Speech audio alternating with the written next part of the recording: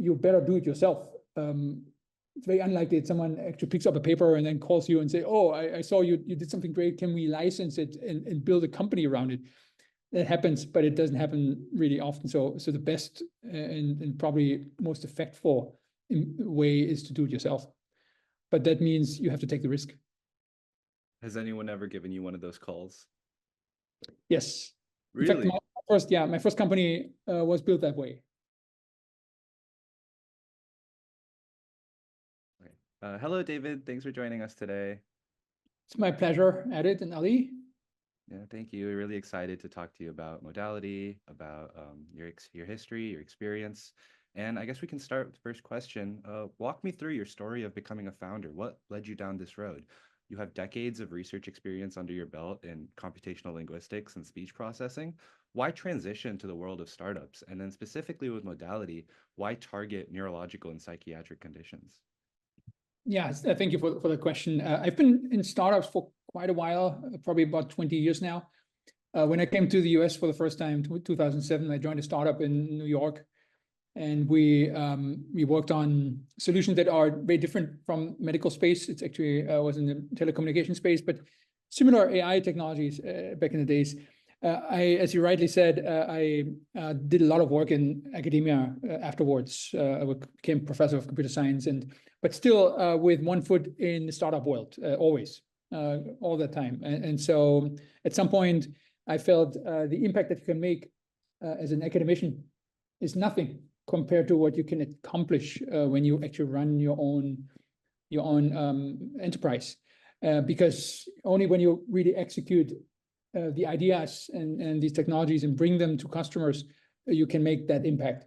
And that's really what made me really create an own startup in 2016 for the first time. And Modality is actually the second that I founded myself. And why in the medical space? As I mentioned, I've been in other verticals, such as telecommunications, such as educational testing before. I believe that there's a very, very significant need in doing assessments in conditions like Parkinson's disease, depression, schizophrenia, and related neuropsychiatric conditions where there is no solutions today. And we have in our group individuals that are able to do these things through multimodal artificial intelligence that otherwise would not be possible. And that's why I found a really significant product problem fit in that way, which made me go into a medical space for Modality. Perfect, thank you. And you did mention earlier that you've always had your foot kind of in the startup space, but also in academia. And you kind of realize later on that you can make more of an impact in the startup space. What drew you to academia at first then?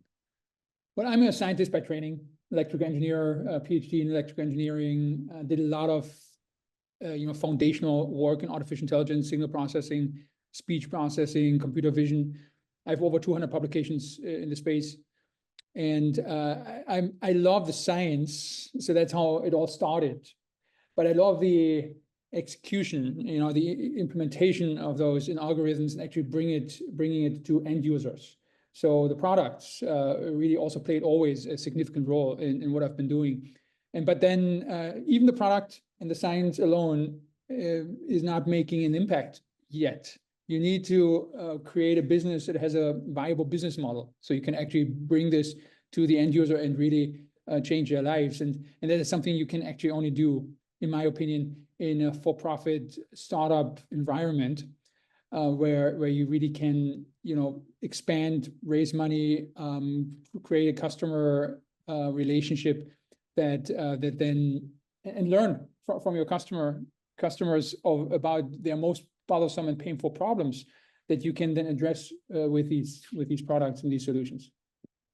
And I think this actually relates to a later question that I did want to ask you. Looking at Modality as a company and the information that's available on the website, they're still very active when it comes to publications.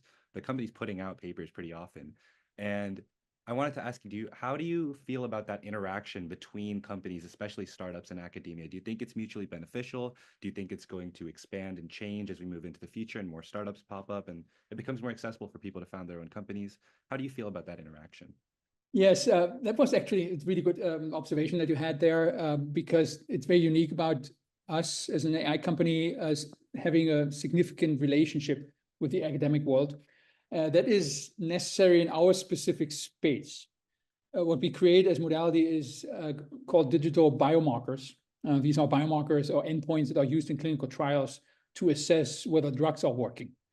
And that is a regulated space. It's a space where a lot of scientists, biotechnology scientists, are working in, and you need scientific proof of that these measurements, these artificial intelligence-based measurements, actually do the job, that they're robust, sensitive, reproducible, and explainable, and these sorts of characteristics, which means we need to publish. It's our bread and butter, is our currency when we sell our solution to customers. Our customers are pharma companies and biotech companies. And so that's why it's very important for us, and which is also very close to my heart because of my academic background. So I really loved this combination of doing foundational science with 7 PhDs in the company. And on the other hand, of course, very industry-focused products that make an impact. Now, this is not the case in many other startup companies, obviously. So if you build, say, a platform, the SaaS platform, say, a sales platform, for example, it doesn't necessarily have to be based on very scientific insights from the beginning. You can use artificial intelligence solutions, obviously, to help the processes, but it's more about software engineering, more about user experience, more about really getting the job done over and above proving that the performance is over 90% of that specific solution. So that doesn't play much of a role there. That makes a lot of sense. You don't want to spend a lot of your effort and time in these companies on that. That would not make sense. In our case, it is necessary. Yeah, so what you're saying is Modality is in a pretty unique position where publications are really key to your company, as you do these biomarker assessments. And I think for the people who may be listening who may not be super sure as to what that means, because you give a really quick rundown of what it is Modality does at a pretty high level. Absolutely. So we create what we call self-driven neurological assessments. Neurological, I mentioned already, Parkinson's, depression, schizophrenia, these are the diseases we are tackling. What we do is that we have a virtual guide, virtual agent, if you will, that interviews patients with these diseases. And we can tell from what patients say and do, their speech responses, their facial movements, their language, their body movements, how they progress to disease, and how treatments are affecting disease progression. And so that is something which you do on your own device, your laptop, your smartphone, your tablet, anything that's web connected can use Modality today. We send you a link. You click on the link and it pops up in your web browser on your device. So you don't install any apps. You don't need any special devices. You don't even need to remember passwords and usernames, because we send you a personalized link. And so it's very, very simple for patients to participate. We are used exclusively in clinical trials that are sponsored by biotech and pharma companies. So not in healthcare, but in the pharma industry. Do you see a world where you expand to healthcare? And I guess this also relates to another question. How do you see, what's your vision for the future of, conversational AI and self-assessment technology? And where do you see Modality positioning itself in that future? Do you eventually want to move to conditions outside of neurological and psychiatric conditions? Absolutely. The vision is to really bring this to everyone who wants an assessment for themselves. And the beauty is it is so accessible, right? Everybody who has a device that's web connected, which most of the people in the world do, can actually do a session with Tina or Virtual Guide today. Of course, we had to focus on a very specific niche market segment that made sense. Often talk about beachhead, market segments when you start a company. In order to be successful, you can't do everything at once. You can't boil the ocean. You need to start with something where you have a very good fit, where you solve a problem that is super painful for your customers. And that is what we have determined to be the biotech world, where the most painful question, the most painful problem that these companies have is to demonstrate that their drug is working. And specifically in neurology, most of the drug trials fail. Over 95% of drug trials fail And that is largely due to the fact that you cannot show that the drugs are working. And the reason is that how is it being done today? So the way you're being assessed, for example, for schizophrenia, is that you have an interview with your psychiatrist, and the psychiatrist asks you questions and then fills out a survey form. And it's a very subjective and event that's happening there, the survey form. And that's the basis upon which a drug gets approved or not approved. So you need to show statistically significant improvements in the average value that the survey interviews produce. And in most cases, this is not possible. And what it means is that billions of dollars for a single drug, right? To develop a single drug, it costs about $3.5 billion end-to-end process. So the chances are, the high chances are, that you will not be able to bring the drug to the market just because you can't prove it. And so this is a billion-dollar question that we help to answer. So it's a significant pain point on the one hand, and then we have a really, really clever solution to do this because we show in very strong, sensitive, and robust terms how even subtle changes appear and how they track over time. And so that's why we started with, going back to your first question, that's why we started in a very specific niche, which is biotech and biopharma trials, and we'll then expand into healthcare eventually. Healthcare is, of course, the accelerator is about healthcare. There's many different aspects to healthcare. The market is, I don't know, a $3-4 trillion market, right? Healthcare spent in the United States.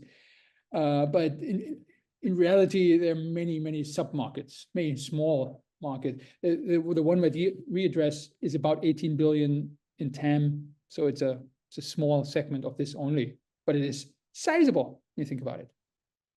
And so, yes, the vision is we do this in clinical trials. We expand from observational studies through phase 1, phase 2, phase 3 studies. We are now in phase 3 studies.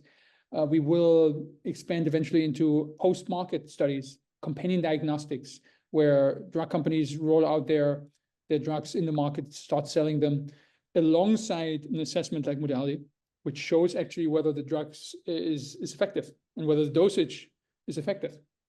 So then helping, for example, schizophrenia patients to determine whether this is the right choice, and helping doctors to determine whether they should change the regimen. And this will be then the opportunity for us to really enter healthcare for the first time and expand from there. Perfect, thank you. And I know you did mention that going into biotech, going into drug development was the first kind of niche you wanted to target. And then within that, you wanted to specify even further to these neurological conditions, because right now it's just a survey with a psychiatrist. It's very subjective. Is that a problem that you had some sort of did you find that problem due to a personal observation or personal experience? Or was that, you did your team went, okay, where do we focus? Is that more of a market research thing? Yeah, personal relationships and personal experiences definitely in various ways. I mean, I think all of us have family members or maybe own experiences with things like dementia and with the elderly or mental conditions that are around us. And many people, pretty much everybody I talk to has a personal story to share and can connect to what we do. The reason why we started with CNS, not only because it is so difficult right now in terms of assessments, it's very different from, say, cancer. If you go in cancer, you do imaging, and you can see, whether the cancer is shrinking or growing, so you can just measure millimeters. But in CNS, what happens in your brain? How can you make sense of it? And what regulators want to know is, how do patients function, feel, or survive? Of course, we cannot wait until everybody dies, so we have to focus on how they function and how they feel, and that's what Tina actually does. She observes your performance, she measures how you function, and she asks you to describe your own problems in your own words also. So she also cares about how you feel. So these are really important answers that we provide for the biopharma companies and the regulators. Now, CNS is, of course, very obvious place to start, because there's really no assessments apart from these surveys that exist today. There's other conditions that we have been working on already for some time. We had a award-winning publication on Lyme disease, for example, the first paper that actually really looked deep into neurological effects caused by Lyme disease. We are looking at long COVID, obviously, is another such area. We look at certain types of cancer, behavioral conditions, autism, for example. So there's a whole bunch of things that you can do in addition.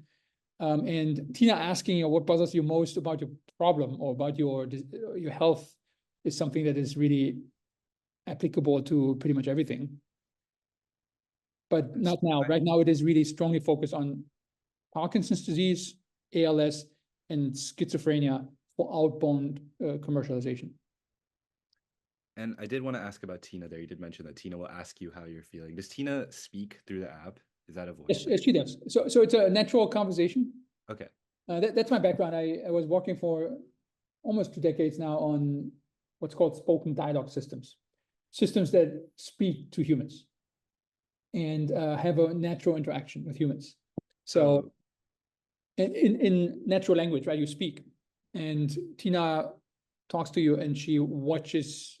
Not only does she listen to you, but she also watches how you behave, how you move your face, and you can do finger tapping and how you move your body as well.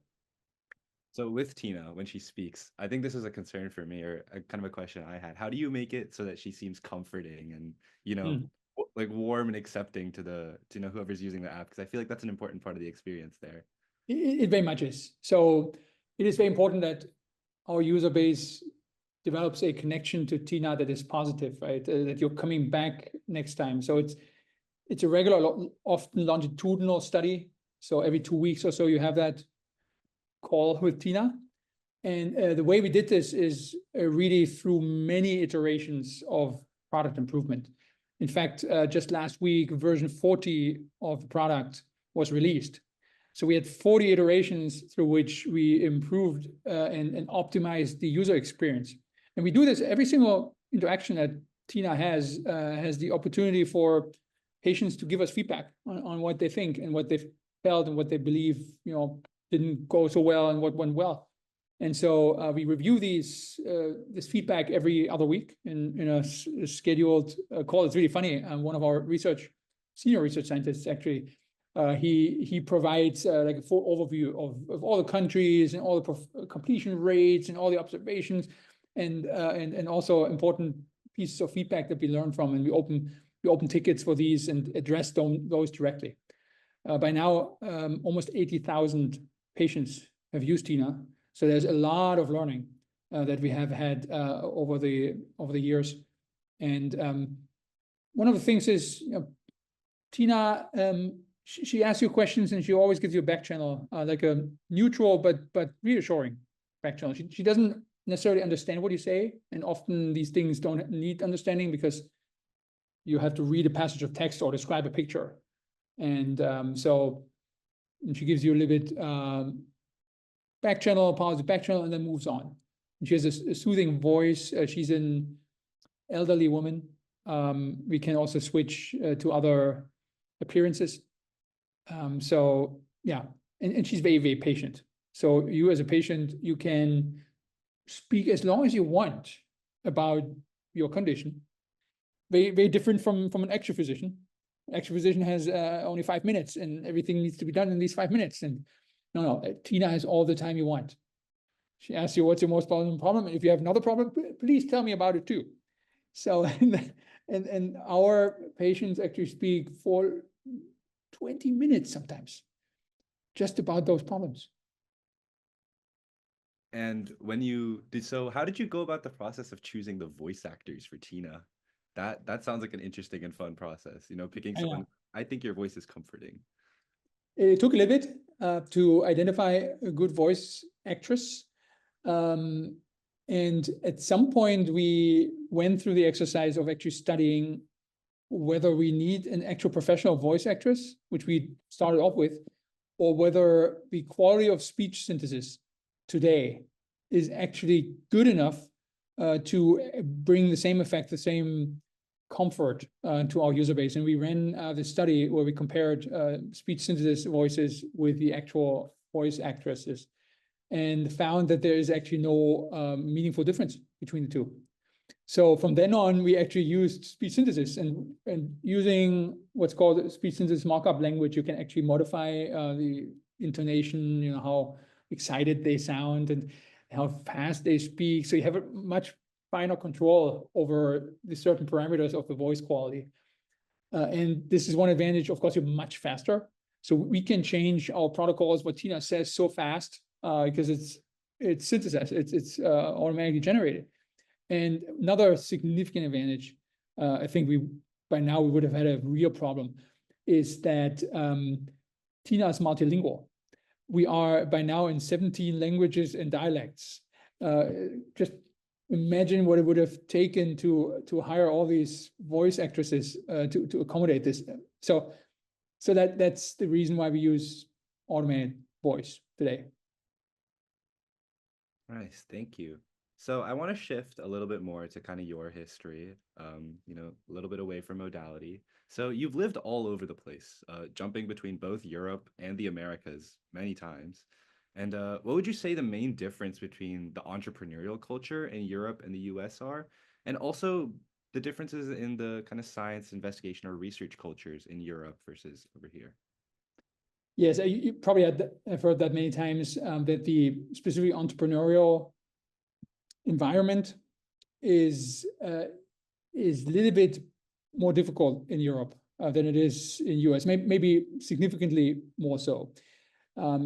This is about venture capital funding that's available. It's about the general attitude of people, and I know certain countries. I don't know all. I don't want to talk about all the countries. I can certainly certify that in certain parts of Germany, for example, it is often there's so much skepticism about new things. You know, any sort of innovation. You know, you need to prove things for years, 100 times before people would be open to using these things. Things like a self-driving car like Waymo or full self-driving mode in the Tesla, it is unimaginable and will take a decade and maybe never arrive in certain areas over there. And that is really because there's a significant skepticism in society, in the regulations, in the governments over there. And maybe sometimes for good, but that's not necessarily the environment that you need, or it's not the environment that you need in order to do crazy things, such as the use of an artificial intelligence, a virtual agent in high stakes interventional trials to identify whether drugs are working. So that's not something you could have proposed over there that easily. Having said that, one of our major investors is actually a European fund, Novalis Biosciences from Belgium. But they have their feet in both worlds, in Europe and in America, here in California as well. Of course, money, general attitude, regulatory environment is here also more welcoming, more flexible. GDPR, of course, is a significant regulation, even the AI regulation lately, that prevents certain things from happening or making things more complicated than they could be. And so I hear this over and over. If you really want to build a thriving startup, at the end of the day, you will end up in America. Maybe you start here from the get-go. That is probably the best way to do it. And from the academic, I'd say from the academic world, it's really well intertwined. So we attend many scientific and clinical conferences in these different disease areas, and these are usually international conferences. So with significant contributions from all over the world, Europe and US, pretty much on par on many of these topics. US probably still a little bit at the forefront of many things, but also Europe playing a significant role alongside Asia, of course. And was that an odd dichotomy for you, having your foot in both startups and academia, but feeling as though, you know, with academia, it's really balanced, and in startups, you have to be in America. Was that an odd experience for you, or did you find a way to manage that? Well, it made me eventually step out of academia. I had a very comfortable position. I was a tenured professor in Stuttgart, in Germany. And it was a difficult decision then to say, look, at some point I needed to give up the tenure. You are a civil servant in Germany, so you have a salary for lifetime and all these credentials and benefits. And is it worthwhile stepping out of this and take over the entire risk that you have now, right? Deployment of risk and employment of risk, and you have no security whatsoever, right? Anything can happen. And that's not for everybody. For me, it was the right thing to do because I believed as an academician, at the end of the day, you don't have the impact that you need.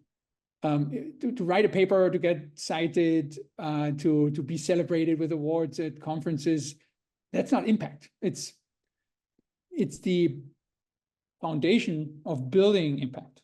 It's a foundation of actually taking this and run with it and build something that really affects the lives of many.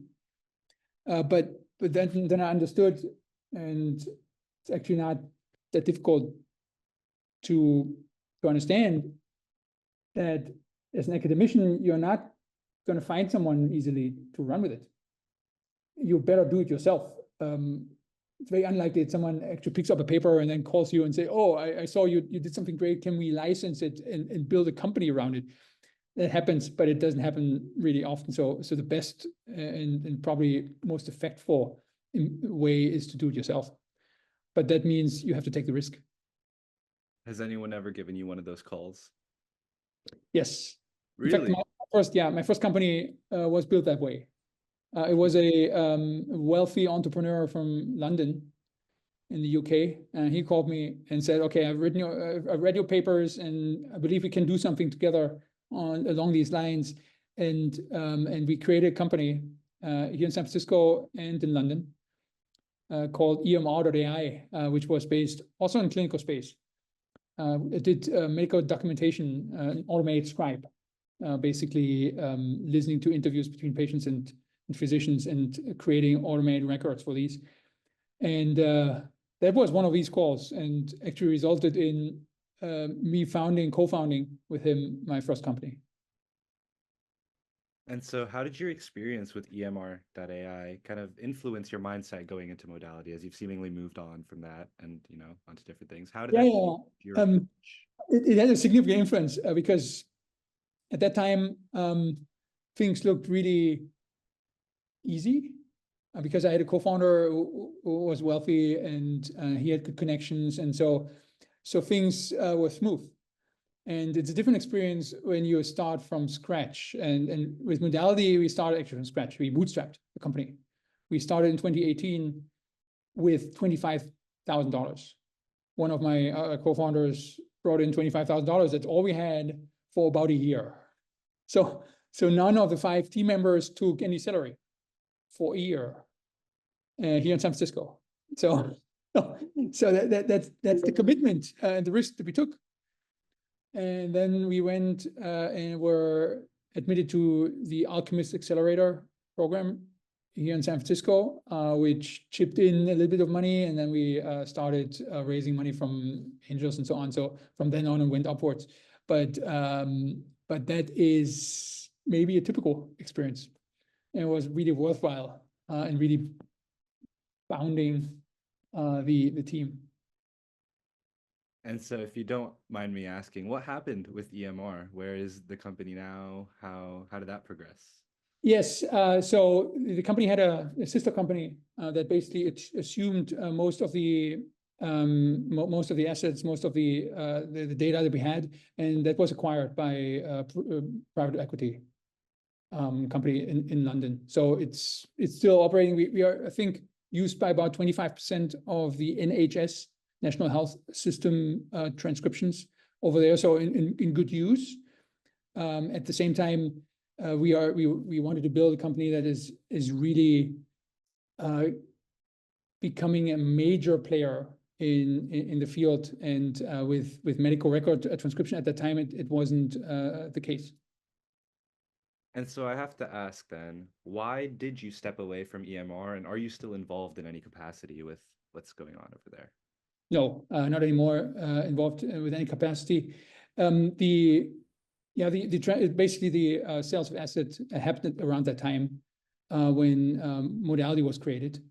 And I was also involved in yet another company at the time. So pretty complex scenario. I'm full-time Modality since 2021 when we raised our first price round. And so about that other company you were involved in, what's the story behind that? And that was Casisto in New York City, and previously actually education testing service here in San Francisco. I am the founding director of the San Francisco office for ETS, education testing service, who are the people who do the SAT and GRE and TOEFL tests and so on. So I was leading the research team that is responsible for automatic speech assessments, AI-based speech assessments, which are being used for some of these tests. And so that was the duty we had there. But by the way, several of the team members that are Modality today are from back then. We brought them over. And I also had a senior director position at a company in New York City in parallel, in charge of data science it's a fintech company called Casisto, which is still around and thriving. Nice. All about artificial intelligence, chatbot systems, dialogue systems. So they played, like, the specific technologies that I've been involved with played a significant role in all of these domains. Thank you. And you mentioned that some of the people from ETS are with you now at Modality. And so when you were initially creating that team for Modality, what was your approach? How did you, recruit your members? Did they come to you? Did you go to them? How was that whole process? Well, that's the beauty. Many of the people that we have in the company are longtime friends and colleagues of mine. There's one person, for example, one senior research scientist. We've been working for 20 years now together. So he was in our first company in New York, and we actually met in Columbia University even before that.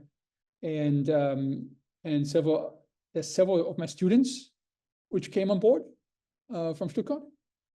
There is people from ETS. So it's that trust relationship that you build over the years.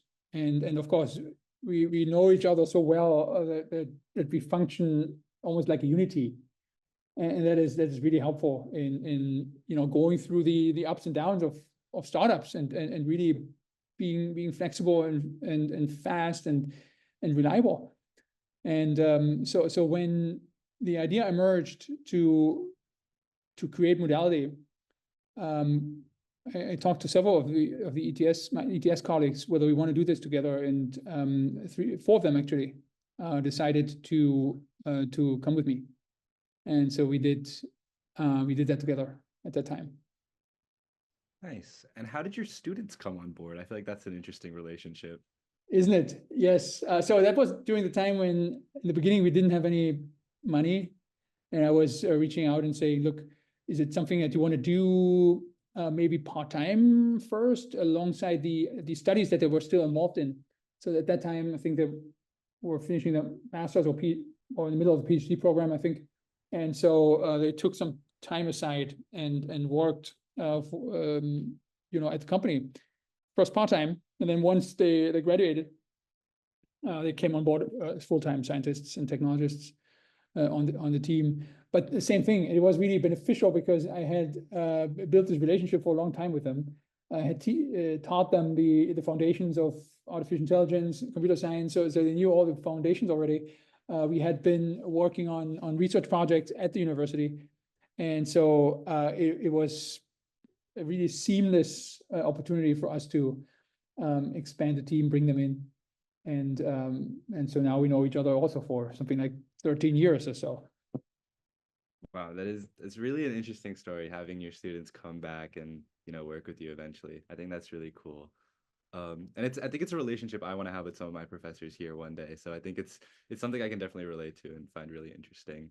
Um, Random question here. ¿Hablas español? Sí, hablo español también. ¿Por qué? Porque, I only speak, that's all I can say. I okay. wanted to ask because, I see that you lived in Mexico, lived in Barcelona. Mhm. How was that as an experience, and why, why move there? How was that? What drew you there? Yes. Well, I think I have this sense of really going into the world. I'm not sure where I want to show you something. Hold on. I'm excited. What are we about to see here?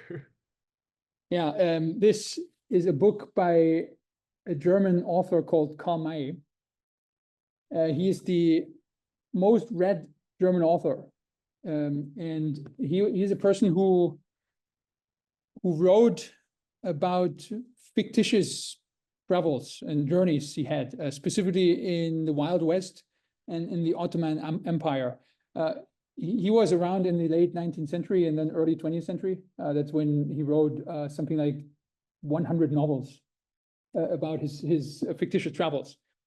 So this is one of the inspirations for me to really, and I read a lot of these when I was a child. I really wanted to see these places and go to these places and experience them, not just as a tourist, but experience them, be part of a society, understand what life looks like there.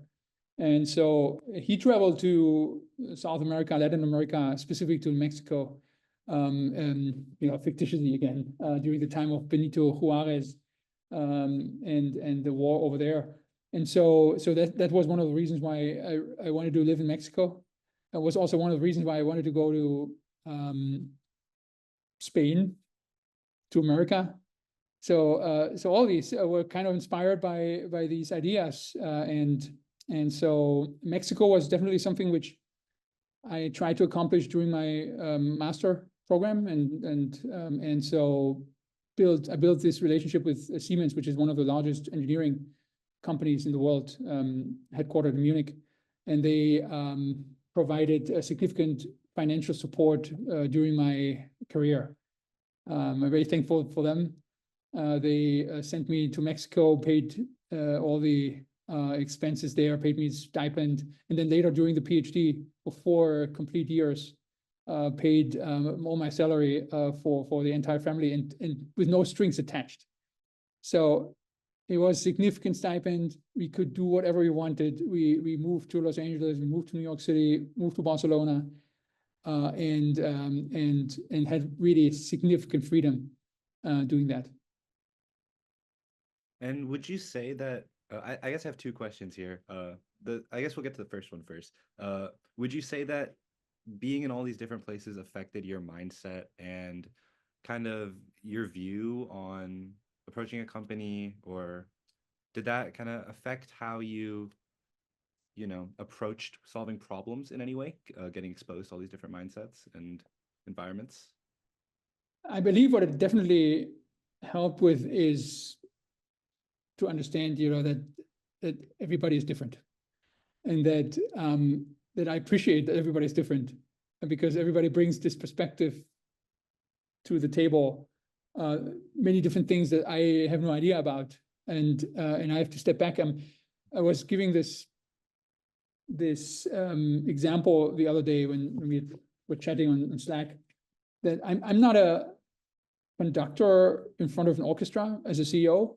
That's not how I feel myself to be. I'm rather one team member of a jazz band, and so everybody is playing and sing some parts of the jazz standard, and then everybody plays a solo performance and is in the center of attention. And that's really what I feel. I'm really just guiding and shaping and helping everybody to be their best. And so that's something which I definitely found, traveling the world and working with so many teams and so many people with different backgrounds and personalities. And we really live this. In the company, there's people from all over the world and all sorts of backgrounds.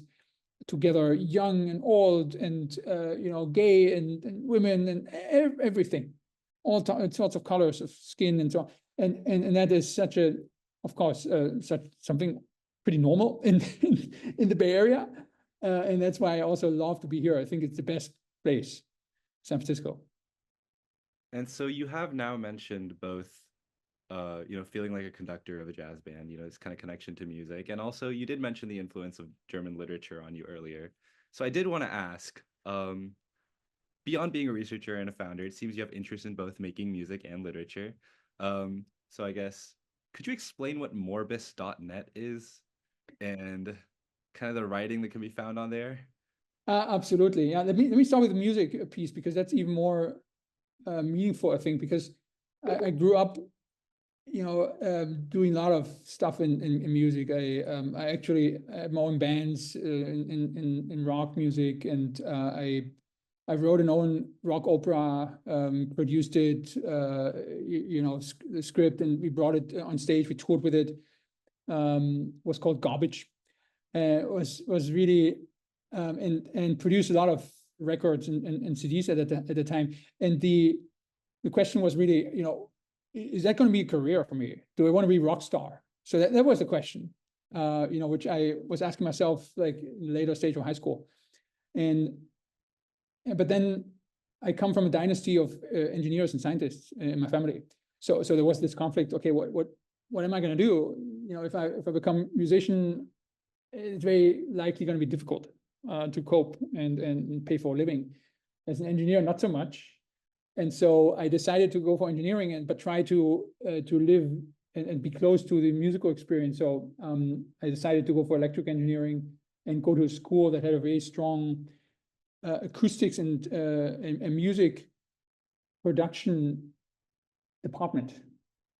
The funny story though is I became a research assistant at that department.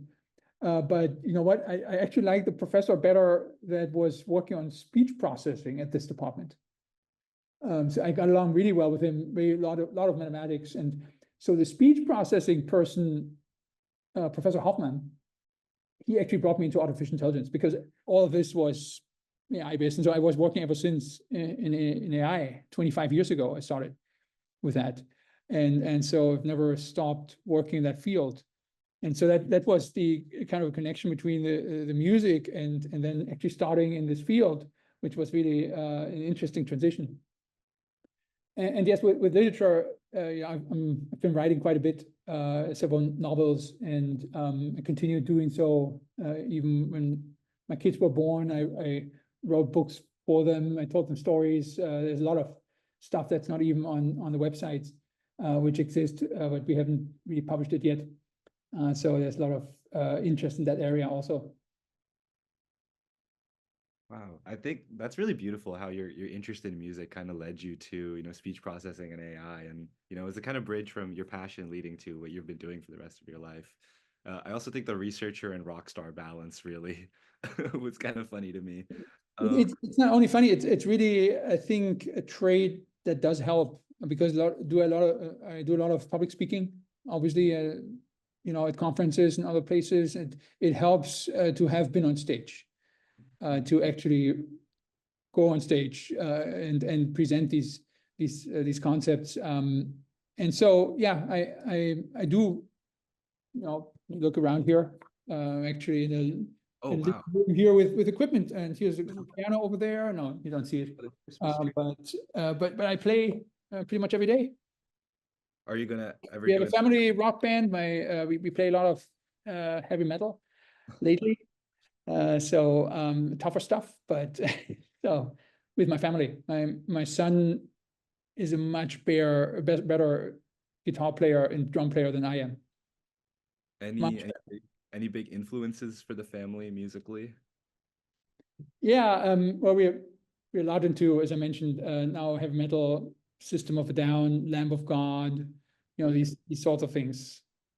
Wonderful. Wait, that's really cool, actually, to be able to play with your family. That's something I want to do one day. I actually have my guitar in the corner. You can't see it right now. Oh, okay. Guitar sitting in the corner. Yeah. Yeah, look at this. Yeah, it's so much fun. It is My daughter is singing My wife is playing bass guitar. Wow. So yeah, so The whole band, yeah. band. Could you speak a little bit more about how creative outlets such as making music and doing literature has provided you with, unique value in your life and career beyond, being comfortable with being on stage? Do you think there's other benefits that it's kind of provided over the years?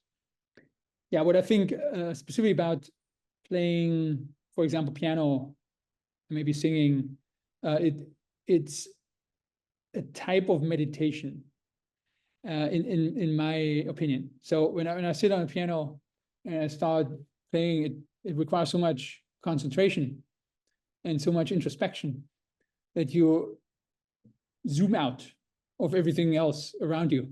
It's like meditating where you stop thinking about the things around you.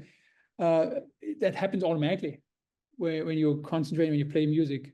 And of course, the sounds of the music, the harmonies, the melodies, that do their job as well. So it's a fantastic way to find a balance, and it's I think something that is so important.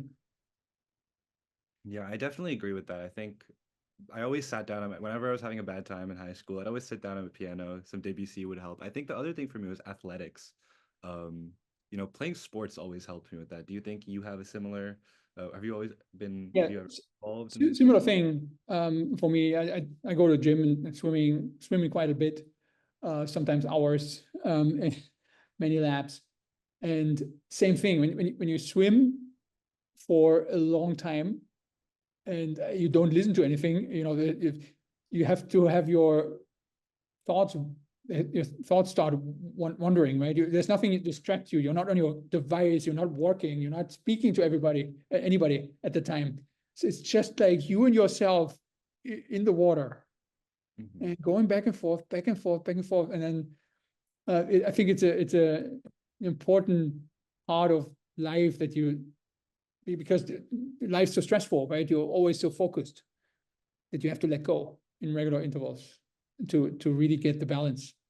Mhm. And one more thing, which it's not that important when you're younger because you are so powerful and you can sleep only very little and continue pushing things forward.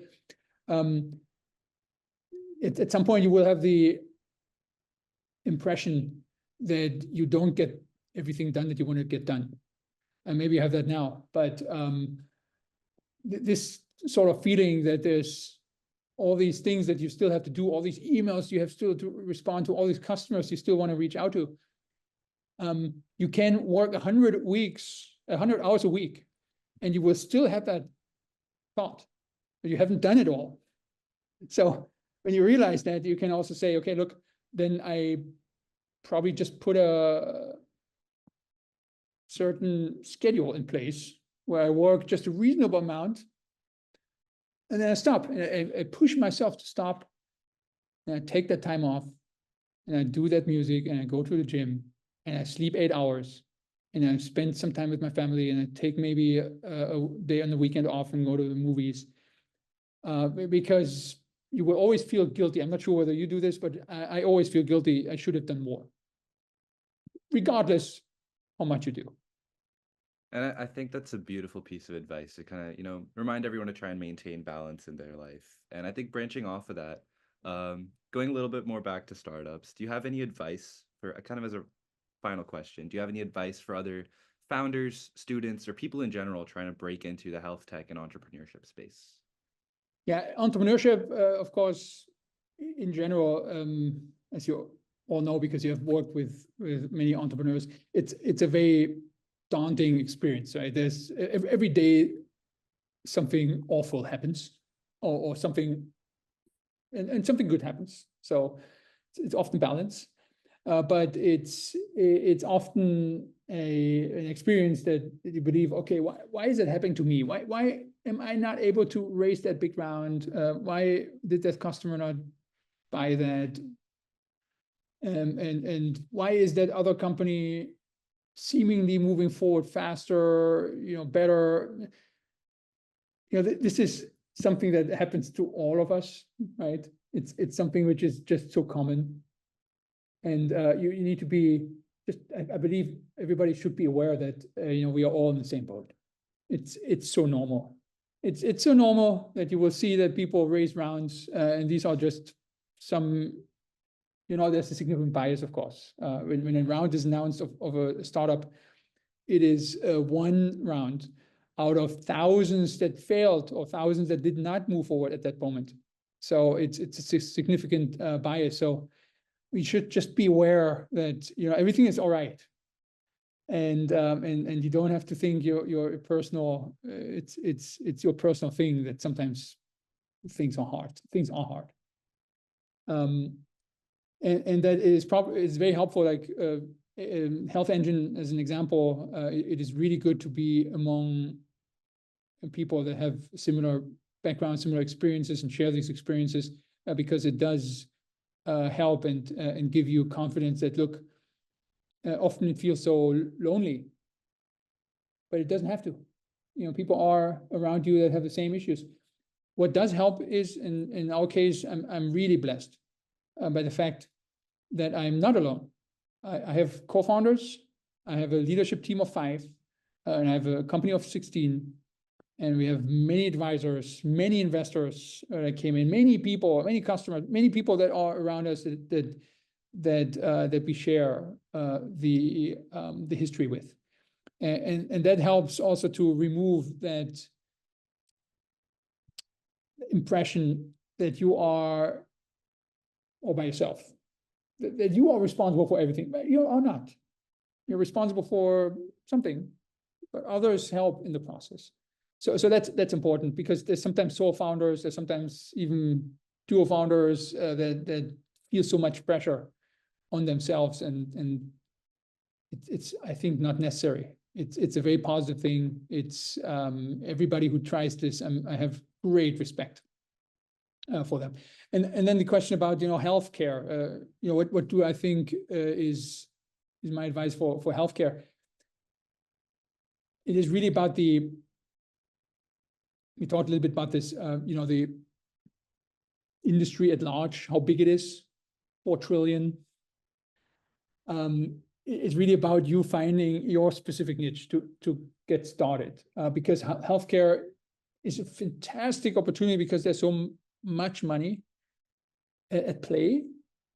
At the same time, it is so tough to enter and find a business model that's going to play out, where your technology is going to be adopted and then paid for. And so you certainly want to think about this even before you build any product or so. Think about this very early on. We went through this NSF I-Core program you may have heard about, which is over there at UCSF. I think Berkeley has also a certain branch. They are affiliated with the Lean Launchpad methodology, helping specifically founders in the life sciences and healthcare space to think about business model, think about customers, think about value proposition first before building products, and talking to potential customer prospects first to identify what is the problem that they need to get solved, so that you can build a product that really addresses that problem. And that is something, by the way, we didn't do it. We did the I-Core, we did a little bit of this, but we had already minimally viable product at the time. We had already placed our bets when we entered that program, and we were lucky, because what we built is what was needed. But in most cases, you build something that is not needed. And to overcome that and to save that time and that disappointment, you do this, speak to your customers. It's so tough for technical founders, like scientists like myself, because you don't think customer first. It's a mind shift. But for you guys, you have both, right? The technical background, but also the business background. And that's, of course, fantastic, because you think both at the same time. I come from technology. I only thought technology and needed to learn business. So the opportunity is really to do business thinking, even as a technologist, business thinking right from the get-go, so that you can help yourself succeed, specifically in healthcare, because healthcare is not an easy ecosystem. Yeah, from my limited interaction with, you know, companies in the healthcare space, it definitely seems very difficult. And on your first bit of advice of, you know, just understanding that everyone's in the same boat, I think it's amazing because that applies to so much more than just entrepreneurs. Like me as a student, I could relate to that. Like these are the conversations I'm having with my friends. Like, yeah, being a student is hard, but we're all in the same boat. And just understanding that, you know, we're not responsible for doing absolutely everything here on campus, just every little bit. I think that was, you know, it's a great piece of advice for entrepreneurs, but I think also for anyone. Yeah, You know, as a student, it's more obvious though. As a student, you're on a class, you're part of a class. So Yeah. everybody is doing stuff together, you're learning together, you have the same lectures. And so it's natural, you have your peers around you. As an entrepreneur, that's not the case, right? You're usually all alone. Or you maybe have your co-founders. If you're lucky, you have co-founders. You should have co-founders. That's actually mostly the case, and most companies do, and that's good. So you have at least one or two persons you can ping pong your problems with, but you don't have this class unless you have an accelerator program. And that's why I'm saying an accelerator is a great idea. And you learn so much, you meet people that are like-minded. And even if you don't stay in touch with these people, even the short interactions that you had with them throughout the program are really valuable. Perfect. So thank you for that last bit of advice. I think that was amazing. And I think that wraps up our conversation for today. Thank you so much for coming on. And Absolutely. It was a pleasure. it was a pleasure. And Thank you. Ali, thank you so much for your time and invitation to this. Look forward. Yeah. Thank you.